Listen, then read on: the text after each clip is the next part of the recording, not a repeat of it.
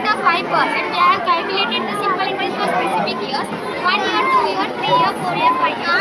And we also pasted the calculation on front of the bar for better understanding.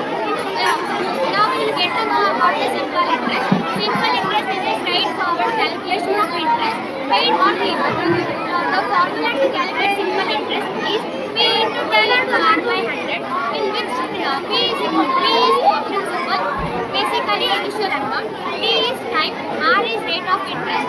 Rate is defined by the percentage, so we have to divide it by 100. Next, we came to an end.